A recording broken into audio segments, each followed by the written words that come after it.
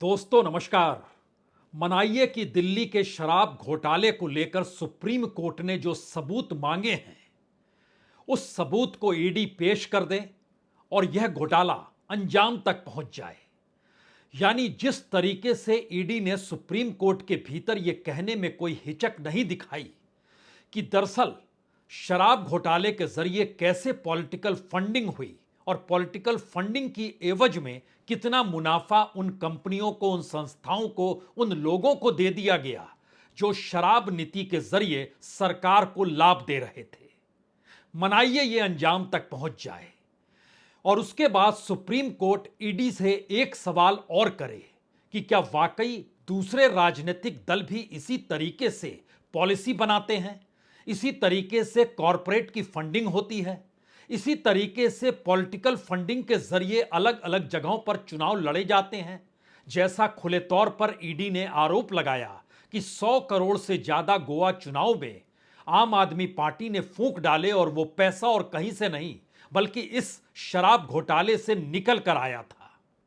तो क्या वाकई सारे कच्चे चिट्ठे खोलने की स्थिति में अगर सुप्रीम कोर्ट इस मामले को अंजाम तक ले जाए और उसके बाद इस देश की पॉलिटिकल फंडिंग को लेकर ईडी से यह सवाल करे कि आपका काम तो इस देश की आर्थिक सुरक्षा से जुड़ा है, तो क्या इस देश के भीतर में पॉलिटिकल फंडिंग के लिए सत्ताधारी राजनीतिक दल ने क्या कुछ किया है, इसका कोई सबूत आपके पास है?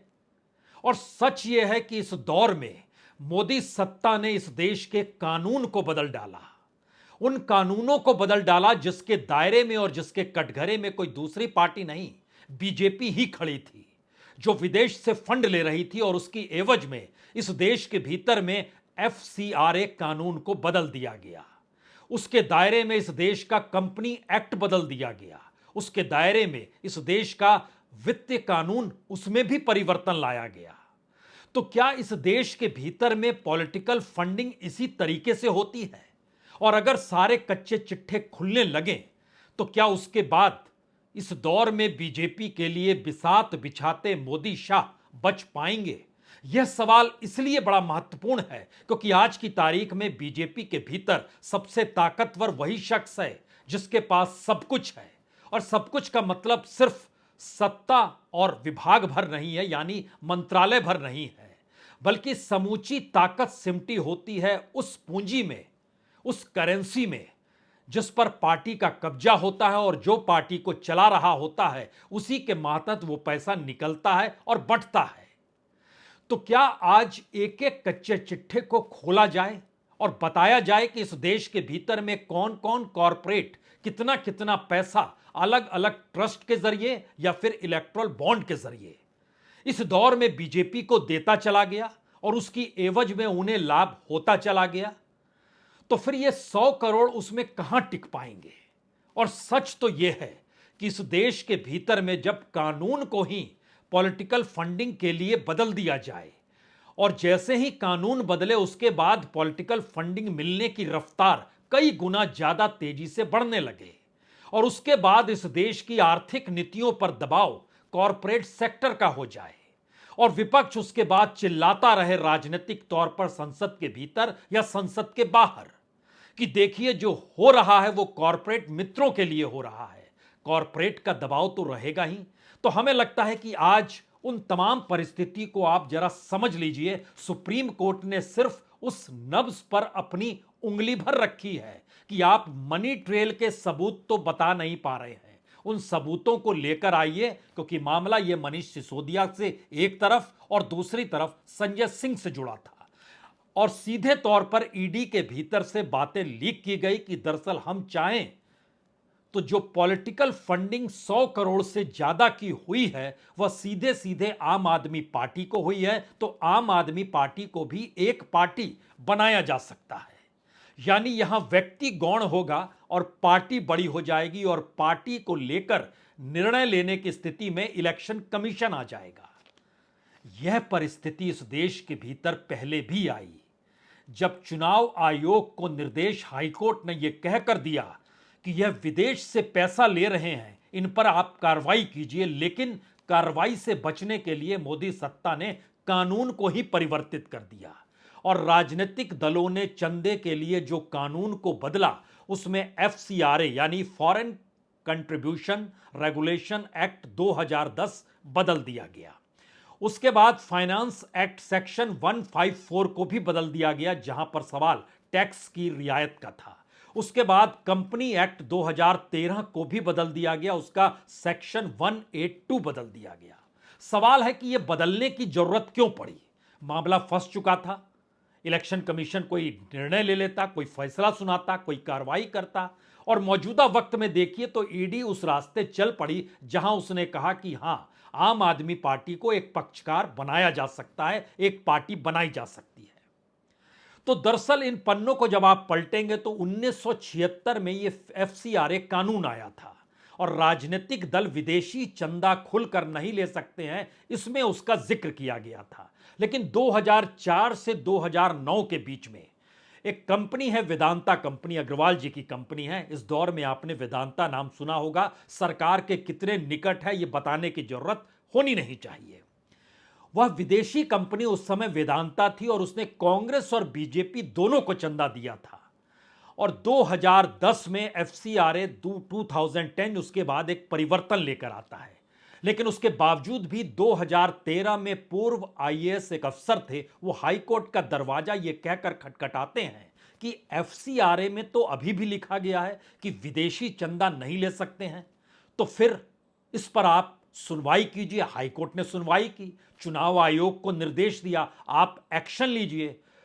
हाथ पांव फूल गए बीजेपी के, क्योंकि वह सत्ता में थी। उसने 2016 में एक बदलाव लेकर आया और उसने कहा हम जो बदलाव ला रहे हैं वह 2010 से लागू होगा, यानी 2013 में जो हाईकोर्ट ने फैसला सुनाया था कि कार्रवाई कीजिए, इलेक्शन कमीशन को निर्देश दिया था, तो 2010 से जब कानून लागू हो गया तो फिर वो खत्म हो गया। लेकिन बात इतनी भर नहीं है, मसला इसके बाद और आगे बढ़ा, और उससे पहले की परिस्थिति में यह बात सामने निकल कर आई कि इससे पहले की परिस्थिति में भी कैसे कैसे चंदा लिया गया। तो 2017 में हाईकोर्ट ने बदलाव को अस्वीकार कर दिया और कहा कि नहीं नहीं, और उसने सरकार से कहा कि 6 महीने के अंदर बीजेपी कांग्रेस के खिलाफ कार्रवाई होनी चाहिए, क्योंकि इस दौर में जो 50% विदेशी कंपनी अगर कोई चला रहा है तो उसका चंदा आप ले नहीं सकते हैं। एक झटके में सरकार ने फिर कानून को बदल डाला 2018 में, और इस बार मोदी सरकार ने कहा कि एफसीआरए में बदलाव अब जो हम ला रहे हैं वो 1976 से लागू होगा। यानी जब से एफसीआरए कानून बना था कि इस देश के भीतर में पॉलिटिकल पार्टीज विदेशी पैसा नहीं ले सकती है, तो 1976 से ये चीजों को लागू करा दिया, क्योंकि ताकत संसद के भीतर थी और कानून पास कराने में कोई मुश्किल नहीं। और उस दौर के बाद से विदेशी कंपनियों के लिए जो राजनीतिक चंदा दिया जाता था वह एक झटके में वैध हो गया। और इतना ही नहीं, यह भी व्यवस्था की गई कि 50% से ज्यादा अगर विदेशी कंपनी कोई चला रही और उसका पैसा लगा, उससे नहीं ले सकते हैं। लेकिन उस कंपनी के किसी सेक्टर में अगर सरकार ने माफी दी हुई है कि 70% से ज्यादा फॉरेन इन्वेस्टमेंट हो सकता है, यानी विदेशी कंपनी इन्वेस्टमेंट कर सकती है, तो फिर उस कंपनी में चाहे 51% से ज्यादा विदेशी कंपनी का पैसा लगा हो, लेकिन उस क्षेत्र में जब भारत सरकार ने रियायत दे दी तो वो कितना भी चंदा दे सकती है। यह पहला कानून अपने आप में था जिसका मैसेज बहुत साफ था। उसी के बाद से इलेक्ट्रल बॉन्ड की परिस्थिति सामने आती है। लेकिन एक क्षण के लिए और रुकिए, जरा समझने की कोशिश कीजिए। कंपनी एक्ट 2013 का सेक्शन 182 इसको भी बदला गया, क्योंकि इससे पहले इसमें बहुत साफ था कि जो लोग ट्रस्ट के जरिए, अलग अलग ट्रस्ट चलते हैं इलेक्टोरल ट्रस्ट के जरिए, जिससे एक पारदर्शी रहे, ट्रांसपेरेंसी रहे, कौन पैसा किसको दे रहा है, तो उसमें नियम था कि 3 साल के नेट प्रॉफिट का औसत एवरेज 7.5% से ज्यादा कोई चंदा नहीं देगा। सरकार ने इसमें भी परिवर्तन कर दिया और उसके बाद कहा अगर बोर्ड ऑथराइज्ड कर दे, कंपनी अपने P&L अकाउंट में बता दे, तो फिर वह कितना भी दे सकता है पॉलिटिकल फंडिंग, किसी भी पॉलिटिकल पार्टी को कितना भी पैसा दिया जा सकता है। यह दूसरी स्थिति थी कि कॉरपोरेट का पैसा सरकार के पास कैसे आए, क्योंकि सरकार उस दिशा में बढ़ चुकी थी जहां पर उसको पैसा चाहिए और इकोनॉमिक पॉलिसी कॉरपोरेट के अनुकूल होनी चाहिए। तो यह तो एक छिटपुट सी परिस्थिति है जो 2 करोड़ मनीष सिसोदिया ने लिए नहीं लिए, घर के भीतर 2 करोड़ की आवाजाही हुई। यहां तो पूरी राजनीति और पूरी पॉलिसी इस देश की उसी पॉलिटिकल फंडिंग के लिए बनने लगी। तो क्या जब आम आदमी पार्टी को ईडी यानी इन्फोर्समेंट डायरेक्टरेट एक पार्टी बनाएगी कि आपने पॉलिटिकल फंडिंग इस रूप में की, तो क्या सुप्रीम कोर्ट इस सवाल को करेगा उसके बाद और बोलेगा कि बताइए इस दौर में और पॉलिटिकल पार्टीज ने कहां कहां से फंडिंग ली, कैसे कैसे ली, और क्या उसका कच्चा चिट्ठा सामने लाने की स्थिति में ईडी रहेगी? क्योंकि सरकार ने भी दो तरफा व्यवस्था की। सरकार को सारी जानकारी रहनी चाहिए लेकिन इस देश को जानकारी नहीं रहनी चाहिए। दूसरी पॉलिटिकल पार्टीज को भी जानकारी नहीं रहनी चाहिए, सिर्फ जो सत्ता है उसी को जानकारी रहनी चाहिए। इसीलिए इलेक्ट्रल बॉन्ड लेकर आया गया और इलेक्ट्रल बॉन्ड जो लिया जाता है वो एसबीआई के थ्रू लिया जाता है, स्टेट बैंक के थ्रू। स्टेट बैंक के तमाम जानकारी आरबीआई के पास रहती है। आरबीआई की समूची जानकारी इस देश की फाइनेंस मिनिस्ट्री को रहती है। तो फाइनेंस मिनिस्टर को पता है, फाइनेंस मिनिस्ट्री को पता है, यानी सरकार को पता है कि कौन इलेक्ट्रल बॉन्ड खरीद रहा है। और वो 1 करोड़ तक का होता है, 1,000 से लेकर 1 करोड़ तक का। 1,000 का बॉन्ड, 10,000 का बॉन्ड, 1 लाख का बॉन्ड, 10 लाख का बॉन्ड और 1 करोड़ का बॉन्ड। तो जो भी कॉरपोरेट बॉन्ड को लेगा और जिस पॉलिटिकल पार्टी को देगा, इसकी जानकारी सरकार के पास होगी। अब कोई कॉरपोरेट बॉन्ड खरीद के कैसे दे देगा कांग्रेस को, या कैसे दे देगा किसी रीजनल फोर्स को, या कैसे दे देगा आम आदमी पार्टी को? देगा भी तो छोटी सी रकम देगा जिससे लगे इस देश के भीतर में डेमोक्रेसी है, सब कुछ बीजेपी के हक में नहीं जा रहा है। लेकिन बीजेपी के हक में अगर 80% जा रहा है और 20% में तमाम नेशनल बाकी पॉलिटिकल पार्टी और इस देश की तमाम रजिस्टर्ड रीजनल फोर्सेस जो भी रीजनल पार्टियां उस सब में बाकी 20% बांटना हो, तो सबके हिस्से में क्या आएगा, यह दूसरा सवाल है जो हमें लगता है बताएंगे आपको। तीसरी स्थिति जो ट्रस्ट को लेकर थी, जो इस देश के भीतर में कई ट्रस्ट काम करते हैं, उन ट्रस्ट के जरिए जो पैसा जाता है अलग अलग कॉरपोरेट का, वह एक झटके में बीजेपी के पास क्यों जाने लगा, और उन ट्रस्ट में जो कॉरपोरेट्स पैसा दे रहे थे कितना पैसा दे रहे थे और उनको क्या लाभ हो रहा था? क्या यह कलई भी खुलनी चाहिए? इसको भी सामने आना चाहिए, आना चाहिए। क्योंकि एक तरफ इलेक्ट्रल बॉन्ड की जानकारी नहीं है, दूसरा हिस्सा यह था कि गुमनाम कॉरपोरेट जो सरकार के फैसलों में अब कॉरपोरेट घरानों का दखल जो बढ़ने लगा, इस दौर में नजर आने लगा, तो वो कौन कॉरपोरेट है यह बात निकलकर सामने नहीं आई। जिन्होंने पैसा दिया उन्होंने कितना पैसा दिया, किस रूप में पैसा दिया, किसी को जानकारी नहीं है। अब इस हिस्से में सरकार ने एक बड़ा काम किया। सरकार ने कहा कि देखिए 20,000 रुपए तक कल तक अनडिस्क्लोज तरीके से दिया जा सकता था, लेकिन इस देश के भीतर में ब्लैक मनी का बड़ा रैकेट है, तो हम 2,000 रुपए कर सकते हैं, 20,000 रुपए नहीं करेंगे। क्योंकि पुराने दौर में देखिएगा तो ये 20,000 की रकम ही अनडिस्क्लोज सोर्सेज के हिसाब से, जिसको बताने की जरूरत होती नहीं थी इलेक्शन कमीशन तक को, तो ये पैसा दिखाया जाता था और वो बड़ी तादाद में होता था। लेकिन वो कितनी भी बड़ी तादाद में होता था, वो रकम अब दी जाने वाली कॉरपोरेट की फंडिंग और इलेक्ट्रल बॉन्ड का पूरा खांचा खींचिएगा तो उसकी तुलना में वो बड़ा शून्य तरीका होता था। यानी कानून के जरिए ही पैसा कैसे पॉलिटिकल फंडिंग में आ जाए और पॉलिटिक्स इस दौर में पॉलिसी जो बनाए वह उन कॉरपोरेट के हक में बनाए, क्या यह कच्चा चिट्ठा सामने आना चाहिए? हमें लगता है इस बात का जिक्र इसलिए बड़ा महत्वपूर्ण है क्योंकि इस दौर में इस देश के भीतर जो अलग अलग तरीके से काम कर रहे थे उसमें मसलन हम आपको शुरू में जानकारी देते हैं, कई ट्रस्ट हैं। प्रूडेंट ट्रस्ट है, एबी जनरल इलेक्ट्रल ट्रस्ट है, ट्रम्प ट्रस्ट है, समाज इलेक्ट्रल ट्रस्ट है, जन प्रगति इलेक्ट्रल ट्रस्ट है, प्रोग्रेसिव इलेक्ट्रल ट्रस्ट है। मसलन आखिरी जानकारी पिछले फाइनेंशियल ईयर की आई जिसमें बीजेपी को 336 करोड़ रुपए प्रूडेंट इलेक्ट्रल ट्रस्ट से मिले। उस ट्रस्ट में कुल 464 करोड़ रुपए आए थे।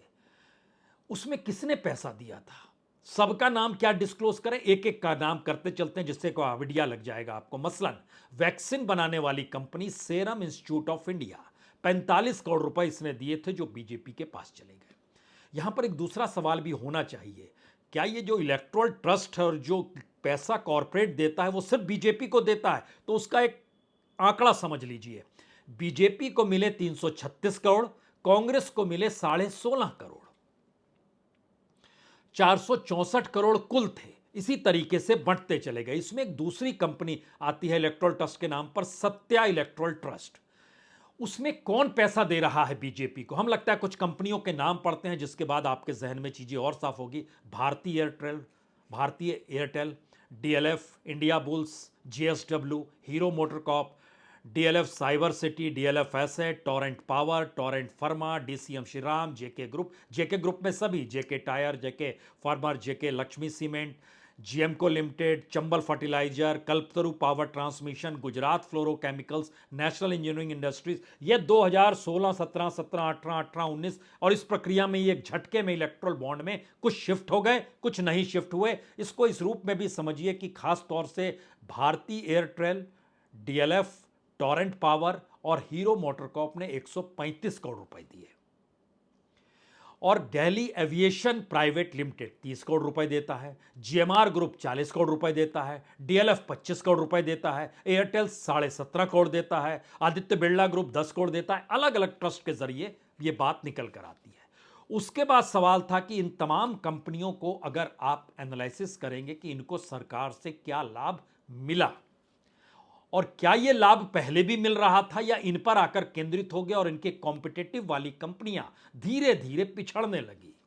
तो हमारी टीम ने एक एनालिसिस करके निकाला कि दरअसल जो इनकी रफ्तार है इस दौर में 2015 के बाद से, खास तौर से जब सरकार का ध्यान गया इस पॉलिटिकल फंडिंग को लेकर, तो दूसरी तरफ जब कॉरपोरेट के लिए पॉलिसी बनने लगी, इसमें सिर्फ अंबानी अडानी का जिक्र जरूरी नहीं है और टाटा भर का जिक्र नहीं है, या यहां पर बिरलास का जिक्र नहीं है।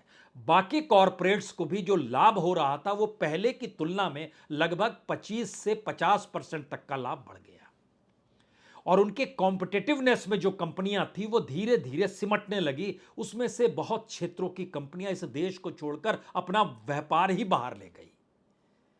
तो क्या ये तमाम कच्चे चिट्ठे इस देश के भीतर में खुलेंगे? क्योंकि पॉलिटिकल फंडिंग है, पॉलिटिकल पार्टी इसमें एक पार्टी है, और ईडी को ये काम करना है पैसा कैसे रोटेट हो रहा है और कैसे पैसा लाया जा रहा है, और इलेक्ट्रल बॉन्ड तो खुले तौर पर है और उससे पहले 3 कानूनों का परिवर्तन है। यह एक बड़ा हिस्सा है जिसका जवाब कौन देगा शायद कोई नहीं जानता है। यहां पर हमको लगता है ईडी का एक जिक्र कर देना चाहिए, क्योंकि ईडी के पास जो कुल ईसीआईआर जो होता है, जिसको कहते हैं इन्फोर्समेंट केस इंफॉर्मेशन रिपोर्ट, वह जनवरी तक के जो उसका पूरा डाटा है वो 5,906 केस का है। उसमें उसने सर्च किया 531 में, और सर्च वारंट जो दे दिया है वो 4,954 बाकी में दे दिया, लेकिन सर्च किया गया है 531 में। अब यहां पर सवाल था कि जो एमएलए एमपीज हैं वो तो हैं ही, जो पूर्व के एमपी एमएलए और एमएलसी हैं उनकी संख्या 176 है, और इसमें अरेस्ट किया गया है ओवरऑल जितनी जनसंख्या हम आपको बता रहे थे कि 5,906 केसेस, उसमें 513 लोगों को अरेस्ट किया गया। ये एक बेसिक खाचा आपके जहन में तुरंत आना चाहिए। अगला सवाल था इस दौर में इलेक्ट्रल बॉन्ड को लेकर, बड़ा इसलिए हो गया क्योंकि ध्यान दीजिए, अब चूंकि इस महीने की 15 तारीख के बाद इलेक्शन का जैसे ही ऐलान होगा, इलेक्ट्रल बॉन्ड खरीदने के लिए तुरंत सरकार की हरी झंडी मिल जाएगी और एसबीआई फिर बेचने लगेगा। इस साल, अगर सिर्फ इस साल का जिक्र करें, जनवरी, मार्च, अप्रैल और मई और जुलाई, 4 महीने ये खुला और तकरीबन 8,000 करोड़ से ज्यादा का इलेक्ट्रल बॉन्ड इस दौर में हो गया है। अब यहां पर एक सवाल दूसरा निकल कर आता है कि अगर इस देश के भीतर में इलेक्ट्रल बॉन्ड जो 13,791 करोड़ का है, उसमें कितना पैसा किस रूप में कहां पर गया और किसने लगाया, किस तरीके से लिया। हम इसका जिक्र इसलिए कर रहे हैं कि ये जो 7,943 करोड़, ये 2019 के इलेक्शन भर की परिस्थिति हम आपको बता रहे हैं, इलेक्शन के पीरियड भर का, जनवरी, मार्च, अप्रैल और मई का। अगर इस साल का जिक्र कीजिएगा तो लगभग 2,090 करोड़ दिया जा चुका है, जनवरी, अप्रैल और जुलाई। अब अक्टूबर, नवंबर, दिसंबर, इन 3 महीने इलेक्ट्रल बॉन्ड खूब बिकेंगे।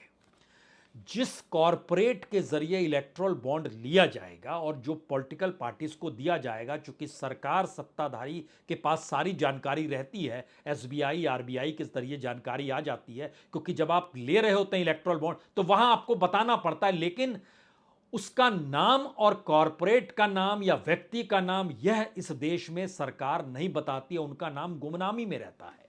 कोई नहीं बताता है कितना पैसा आया, क्योंकि सरकार ने नियम बना लिया, कानून ही परिवर्तित कर दिया कि इस देश को जानने का हक ही नहीं है कि कौन खरीद रहा है, किसको पैसा दे रहा है, वो ब्लैक मनी है, व्हाइट मनी है, कोई नहीं जानता है। तो जहन में एक सवाल किसी के भी होगा, क्या ईडी इस बात की जांच करेगी कि इस देश के भीतर में जो कंपनियां दुनिया के दूसरे हिस्सों में भी काम कर रही है और मल्टीनेशनल खुद को बनाती है, जो तमाम टॉप मोस्ट देश की 25 कंपनियां सभी मल्टीनेशनल है, जिसमें 16 कंपनियां गुजरात से ही आती हैं, तो क्या वो पैसा बाहर से आ रहा है और उनको इस देश के भीतर में बिजनेस करने के लिए या कुछ राहत रियायत देने के लिए सरकार इस दौर में काम कर रही है? क्या ईडी इसकी जानकारी इकट्ठा करेगी और सुप्रीम कोर्ट इस नब्ज पर उंगली रखेगा? क्योंकि यह एक ऐसा हिस्सा है इस देश के भीतर में कि सत्तारूढ़ राजनीतिक दल को ही पैसे मिलते हैं, बाकियों को पैसे नहीं मिलते हैं। इसमें ये कैसे आप कह सकते हैं, इसको इस रूप में समझिए कि 2016 के अप्रैल के महीने से मार्च 2022 तक का जो 16,434 करोड़ रुपए जो पॉलिटिकल फंडिंग हुई, उसमें जो कॉरपोरेट सेक्टर ने खुले तौर पर नाम बताकर दिया वो 4,614 करोड़ का है, और 9,188 करोड़ रुपए जो इलेक्ट्रॉल बॉन्ड के जरिए आए वो किसने दिए, किस रूप में दिया, कोई नहीं जानता है। इसको इस रूप में थोड़ा और आसानी से समझिए कि जब हम इस बात का जिक्र कर रहे हैं कि इस देश के भीतर में इलेक्ट्रॉल बॉन्ड 9,188 करोड़ 2022 के मार्च तक के हैं, उसमें बीजेपी को 5,271 करोड़ रुपए मिला, कांग्रेस को 952 करोड़ मिला, ममता बनर्जी को 767 करोड़ मिला, नवीन पटनायक को 622 करोड़ मिला, स्टालिन को 431 करोड़ मिला। यह नाम लेकर हमने इसलिए बनाया, जो जिस राज्य की सत्ता में होगा उसको पैसा मिल जाएगा और उसकी एवज में वह उसको पॉलिसीगत तरीके से लाभ देगा। तो शराब घोटाले में ऐसा नहीं हुआ होगा, यह शायद कोई नहीं कहेगा। अगर घोटाला हुआ है और अगर पैसा लिया गया है, अगर गोवा इलेक्शन में पैसा लगाया गया है, तो इस देश के भीतर में इन तमाम पॉलिटिकल पार्टी के कच्चा चिट्ठा जैसे ही खुलेगा, उसमें पहले नंबर पर बीजेपी आकर खड़ी हो जाएगी, क्योंकि हर क्षेत्र में चाहे अनडिस्क्लोज कॉरपोरेट सेक्टर का पैसा हो, चाहे डिस्क्लोज पैसा हो कॉरपोरेट का, चाहे इस दौर में इलेक्ट्रल बॉन्ड का चक्कर आ रहा हो, सभी पैसे में लगभग 72 से 80% के बीच पैसा बीजेपी के पास जा रहा है। और इस देश के भीतर में बीजेपी ही नेशनल वे में पॉलिटिकल तौर पर पॉलिसी बनाएगी, जिसका लाभ किसे मिलना है किसे नहीं मिलना है उसे तय करना है। तो जो कॉम्पिटिटिवनेस इस देश के भीतर में खत्म हो गई और इस देश के भीतर में कॉम्पिटिटिवनेस खत्म हुई, तो इस देश के भीतर में रोजगार खत्म हुआ, डेवलप ही नहीं है। आपको गारंटी मिली हुई है कि आप पैसा पॉलिटिकल पार्टी को देंगे, पॉलिटिकल पार्टी आपको राहत रियायत देगी, उससे आपका मुनाफा और नेटवर्थ बढ़ेगा, फिर आप पैसा देंगे। यह जब रोटेशन बना हुआ है, तो आखिर के 2-3 सवाल सबसे बड़े सवाल हैं। क्या इस देश की इकोनॉमी पूरे तरीके से कॉरपोरेट के हवाले कर दी गई है? क्या इस देश के भीतर में जिस डेमोक्रेसी को चुनाव के जरिए लड़ा जाता है, वो उसमें पूरा पैसा उन्हीं कॉरपोरेट का होता है? क्या इस देश के भीतर में अब कॉम्पिटिटिवनेस जो थी वह जब कॉरपोरेट और इंडस्ट्रियलिस्टों के बीच नहीं रही, तो क्या ऐसी स्थिति राजनीतिक तौर पर सरकार बना चुकी है कि तमाम दूसरे विपक्षी राजनीतिक दल कहीं खड़े ही ना हो पाए? क्योंकि ईडी ने एक मामला हाथ में लिया और उस मामले के जड़ तक पहुंचते पहुंचते सुप्रीम कोर्ट ने तो एक ही सवाल किया, पैसा लिया ये आप कैसे कह रहे हैं? लिया तो सबूत होना चाहिए, कोई मनी ट्रेल दिखाई देना चाहिए। वो पैसा कहां से लिया, इसी केस से जुड़ा हुआ है या दूसरे केस से जुड़ा हुआ है? और इस देश के भीतर के कच्चे चिट्ठे में जब कानून को बदलकर पॉलिटिकल फंडिंग कराने की दिशा में इस दौर में मोदी सत्ता बढ़ी है, तो जवाब देगा कौन और जवाब आएगा कैसे?